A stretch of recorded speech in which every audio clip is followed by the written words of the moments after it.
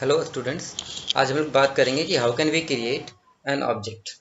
अगर ऑब्जेक्ट की बात करें तो object orientation oriented programming language के अंदर आता है।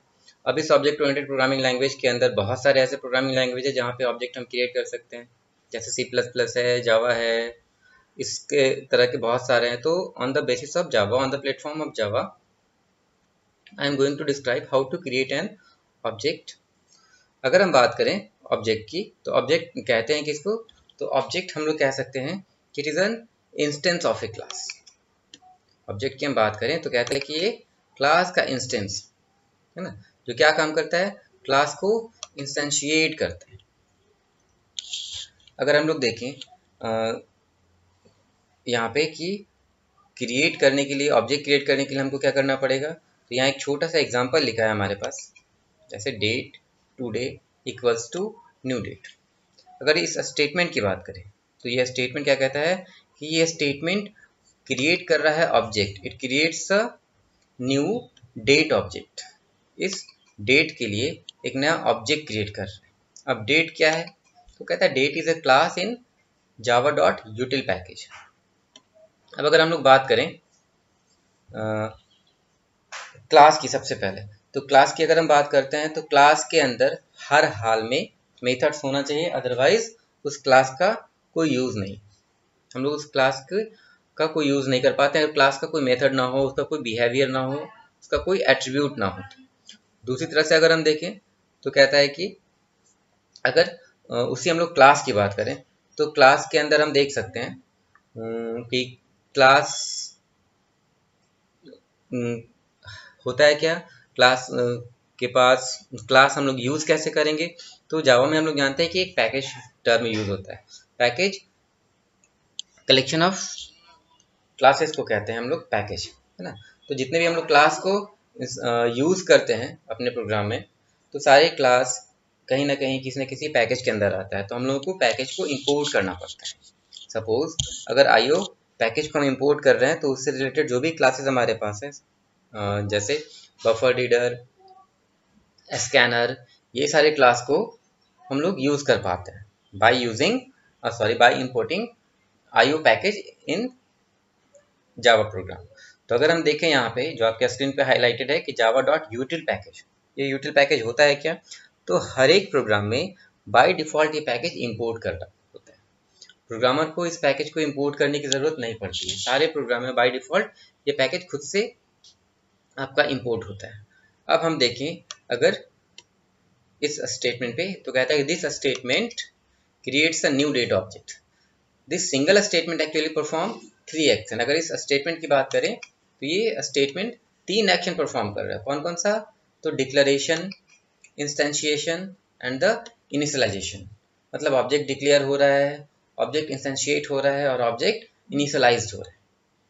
ओके, अगर हम यहाँ देखें तो कहता है फिर से कि date today is a variable declaration which simply declare to the compiler that the name today will be used to refer to an object whose type is date and the new operator। अगर यहीं तक हम देखें तो कहता है an object whose type is date, इस date की बात करें कि डेट एक टाइप है, लेकिन हम लोग जानते हैं कि डेट एक क्लास है ना। तो आगे आपको दिखेगा कि वो क्लास है, टाइप है, कैसे है। हम अगर ऑब्जेक्ट के सेंस में बात करें तो उस ऑब्जेक्ट के लिए डेट जो है एक डेटा टाइप की तरह वर्क परफॉर्म करता है। हम लोग सारे जानते हैं कि अगर इंटरफेस की बात करें, क्लास की बात करें अपने जावा प्रोग्राम में, तो वो सारा एक डेटा टाइप होता है। तो यहाँ अगर ऑब्जेक्ट के रिस्पेक्ट में बात करें हम लोग, तो टुडे इज रेफरेंस वेरिएबल और it is an object and date is a data type of this today object. उसके बाद कहता है कि the new operator instantiate the date class. हम लोग जानते हैं कि न्यू क्या है? न्यू कीवर्ड है हमारे पास जावा में, लेकिन अगर हम ऑब्जेक्ट क्रिएट करते हैं तो वहाँ पे new as an operator work perform करता है। ये क्या काम करता है? तो इंस्टेंशिएट करता है। क्या इंस्टेंशिएट करता है? हमारे इस रेफरेंस वेरिएबल को डेट क्लास के साथ इंस्टेंशिएट करता है। देन आफ्टर अगर हम लोग देखें and date initialize the object, और ये फिर ये डेट जो है वो क्या करता है, ऑब्जेक्ट को इनिशियलाइज करता है। तो अगर इस सिंगल स्टेटमेंट की बात करें, ये सिंगल स्टेटमेंट 3 ऑपरेशन परफॉर्म कर रहा है, that is declaration of an object, instantiation of an object and the initialization of an object। ये डिक्लेयर करने के लिए, इंस्टेंशिएट करने के लिए और इनिशियलाइज करने के लिए हम लोगों को हर हाल में क्लास, या अगर हम लोग ऑब्जेक्ट के रिस्पेक्ट में बात करें तो data type of an object is a class. अगर हम लोग इनिशिएट कर रहे हैं तो इनिशिएट कर रहे हैं with the help of new operator, और अगर इनिशियलाइज कर रहे हैं तो कहाँ इनिशियलाइज कर रहे हैं, तो इस क्लास के साथ हम लोग उसको ऑब्जेक्ट को इनिशियलाइज कर रहे हैं।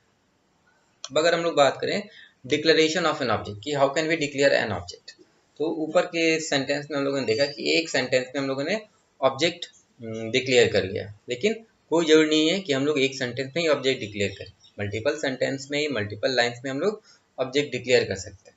जैसा आपको यहाँ दिख रहा है ये स्टेटमेंट डेट टू डे, ठीक है। अब अगर हम लोग इसकी बात करें तो कहता है while the declaration of an object is not a necessary part of object creation, object declaration may often appear on the same line as the creation of an object, like other variable declaration, object declaration can appear in own lines। what like this, like date and today। तो यहाँ हम क्या कर रहे हैं, हम लोग declare कर रहे हैं, ठीक है। नेक्स्ट लाइन में हम देखें, कहता है declaring a variable to hold an object is just like declaring a variable to hold value of primitive type. हम अगर बात करें यहाँ तो कहता है क्या, अगर हम लोग बात करें इस सेंटेंस की जहाँ लिखा है डेट टू डे, तो ये डेट अलग है, टू डे अलग है। डेट हम जानते हैं ये क्लास है, टुडे क्या है, तो एक रेफरेंस वेरिएबल या ऑब्जेक्ट का नाम। अब यहाँ हम देखें उसी सेंटेंस को हम यहाँ देखें, इस लाइन में कहता है कि ये टुडे क्या है, तो टुडे तो एक नेम है, ऑब्जेक्ट नेम समझ सकते हैं, लेकिन यहाँ लिखा है टाइप। तो व्हाट इज टाइप, डेट तो हम क्लास के नाम से जानते हैं, तो यहाँ पे क्लास होना चाहिए, टाइप क्यों है, एक्चुअली डेट हमारा क्लास ही है, लेकिन इस ऑब्जेक्ट के डिफरेंस में इस ऑब्जेक्ट के लिए ये date as a data type work perform करता है। जितने भी हमारे पास क्लास है, इंटरफेस है, वो सारा हम लोग उसको डेटा टाइप के नाम से जानते हैं। नीचे नेक्स्ट लाइन में आपको देखिएगा, कहता है where type is the data type of the object and the name is the name to be used for the object. अब कहता है in Java classes and interfaces are just like a data type. Just look at this line, in Java classes and interfaces are just like a data type, so type can be name of a class such as date class or name of an interface। तो type क्या होगा, ये class का नाम हो सकता है, interface का नाम हो सकता है, लेकिन बेसिकली यहाँ पे ये क्लास का नाम है। इंटरफेस के लिए हम लोग ऑब्जेक्ट नहीं बनाते, हम लोग जब भी ऑब्जेक्ट बनाते हैं सिर्फ क्लास के लिए ही ऑब्जेक्ट बनाते हैं। नेक्स्ट अगर हम लोग सेंटेंस में देखें तो कहता है declaration notify the compiler that you will be using name to refer to a variable whose type is type। declaration do not create new object। अगर हम डिक्लेरेशन करने की बात कर रहे हैं तो डिक्लेरेशन से नया ऑब्जेक्ट क्रिएट नहीं हो रहा है ना। जब तक इंस्टेंशिएट नहीं होगा, इनिशियलाइज नहीं होगा, नया ऑब्जेक्ट क्रिएट नहीं होगा। उसके साथ कहता है date today does not create a new date object, just a variable name today to hold a date object। मतलब टुडे क्या है, एक वेरिएबल का नाम है जो डेट ऑब्जेक्ट को, जो डेट क्लास के ऑब्जेक्ट को होल्ड करके रखता है। जब तक हम लोग इंस्टेंशिएट नहीं करेंगे न्यू ऑपरेटर की मदद से, तब तक ऑब्जेक्ट क्रिएट होगा नहीं। फिर कहता है नेक्स्ट लाइन में to instantiate, this line is very important, to instantiate the date class और any other class use new operator. अगर हम लोगों को किसी भी क्लास को इंस्टेंशिएट करना है ना, तो हम लोग को क्या करना पड़ेगा, न्यू ऑपरेटर का यूज करना पड़ेगा। अब अगर बात करें इंस्टेंशिएशन ऑफ एन ऑब्जेक्ट की, तो क्या कहता है कि न्यू ऑपरेटर क्या करेगा, इंस्टेंशिएट करेगा एक क्लास को। कैसे, तो ये मेमोरी एलोकेट करेगा न्यू ऑब्जेक्ट के लिए, है ना। The new operator instantiate a class by allocating memory for a new object of that type. New required a single argument, a call to the constructor method. Constructor method are special method which provided by each Java class that are responsible for installation new object of the type. अब अगर हम लोग सीधे सीधे इस sentence को देखें तो कहता है कि न्यू ऑपरेटर क्या करेगा, ये इंस्लाइज करेगा क्लास को और मेमोरी क्रिएट करेगा हिप एरिया में जाके किसी भी नए ऑब्जेक्ट के लिए। अब जब कभी भी हम लोग ऑब्जेक्ट क्रिएट करते, जब कभी मेमोरी वहां पे एलोकेट हो जाता है तो एक कंस्ट्रक्टर, क्लास का कंस्ट्रक्टर ऑटोमेटिकली कॉल होता है। जब तक कंस्ट्रक्टर कॉल नहीं होता है ऑब्जेक्ट क्रिएट नहीं हो सकता। तो कंस्ट्रक्टर होता है क्या, कंस्ट्रक्टर कहता है कि एक मेथड होता है। कंस्ट्रक्टर को हम लोग कंस्ट्रक्टर को मेथड कह सकते हैं सीधे सीधे। अब इस कंस्ट्रक्टर को हम लोग कैसे जानेंगे, तो कंस्ट्रक्टर का नाम क्लास के नाम के जैसा होता है। अगर हमारे क्लास का नाम डेट है तो कंस्ट्रक्टर का नाम भी डेट होगा। तीसरा इंपॉर्टेंट पॉइंट कि कंस्ट्रक्टर क्या काम करता है, तो ये रिस्पॉन्सिबल होता है किसी भी नए ऑब्जेक्ट को इनिशियलाइज करने के लिए। नेक्स्ट अगर हम देखें कंस्ट्रक्टर के बारे में कि अब कंस्ट्रक्टर क्या होता है, तो कंस्ट्रक्टर कोई भी वैल्यू रिटर्न नहीं करता है।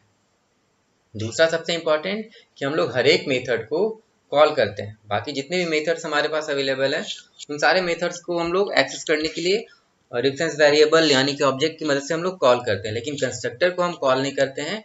ये बाय डिफॉल्ट ऑटोमेटिकली कॉल होता है, कंस्ट्रक्टर को कॉल करने की जरूरत नहीं पड़ती है ना। अगर हम देखें यहाँ पे एक छोटा सा एग्जांपल दिया है जहाँ पे रेक्टेंगल ऑब्जेक्ट के लिए, तो कहता है आप इस एग्जांपल को देख सकते हैं। अगर इस लाइन पे हम देखें इस ऑब्जेक्ट पे है ना, कहता है कि रेक्टेंगल क्या है। जैसा पहले देखे हम लोगों ने डेट और टुडे के केस में, rectangle is a class, rect is a reference variable, new here work as an operator and this rectangle is a what, it is a constructor. अब अगर हम बात करें इस रेक्टेंगल की तो इस ऑब्जेक्ट के लिए यहाँ rectangle is a data type. अब ये जो कंस्ट्रक्टर आपके पास दिख रहा है इस कंस्ट्रक्टर के अंदर कुछ वैल्यू है ना। तो अगर कभी भी आपको ऐसा दिखे उसको हम लोग पैरामीटराइज कंस्ट्रक्टर के नाम से जानते हैं। मतलब अगर कोई भी वैल्यू हमारे कंस्ट्रक्टर के अंदर हो, कंस्ट्रक्टर के साथ अगर कोई वैल्यू हो, जब भी हम ऑब्जेक्ट क्रिएट कर रहे हैं वहां पे, तो कहता है कि this one is your parameterize constructor and this one is, इसको हम लोग और दूसरे नाम से जानते हैं क्या, कि ये आपका एक्चुअल पैरामीटर के नाम से जानते हैं, जहाँ पे हम लोग एक्चुअल वैल्यू डालते हैं। नेक्स्ट अगर हम लोग देखें तो initialization of an object, how can we initialize an object, है ना। तो कहता है क्लास में प्रोवाइड मल्टीपल कंस्ट्रक्टर। और अगर बात करें कंस्ट्रक्टर की जहाँ पे कोई आर्गुमेंट अगर कंस्ट्रक्टर के पास नहीं है तो उसको हम लोग डिफॉल्ट कंस्ट्रक्टर के नाम से जानते हैं। जैसे हम लोग पहले सेंटेंस में हम लोग बनाए थे डेट क्लास के लिए टुडे ऑब्जेक्ट, वहाँ पे कोई भी पैरामीटर नहीं था तो उसको हम लोग डिफॉल्ट कंस्ट्रक्टर के नाम से जानते हैं। इसके साथ अगर हम देखें कि अगर क्लास का बहुत ज़्यादा कंस्ट्रक्टर है, एक से ज़्यादा कंस्ट्रक्टर, तो सारे क्लास का कंस्ट्रक्टर सेम होगा लेकिन उसके आर्गुमेंट्स जो हैं वो अलग अलग होंगे, है ना। अगर आप यहाँ पे देखें कहता है कि if a class has multiple constructor and they all have the same name but different name और टाइप ऑफ द आर्गुमेंट। अगर कभी भी ऐसा होता है तो इसको हम लोग कहते हैं क्या, कंस्ट्रक्टर ओवरलोडिंग के नाम से जानते हैं। What is constructor overloading? It means a class have more than one constructor with different parameter। क्योंकि क्लास के पास कंस्ट्रक्टर है तो जाहिर सी बात है नाम सबका सेम होगा, नाम अलग नहीं होगा, है ना। अब बात करें कि हर एक कंस्ट्रक्टर में, तो each constructor initialize the new object in a different way. Beside the default constructor used to initialize the new date object earlier and the date class provide another constructor then initiate a new date with the year, month and day।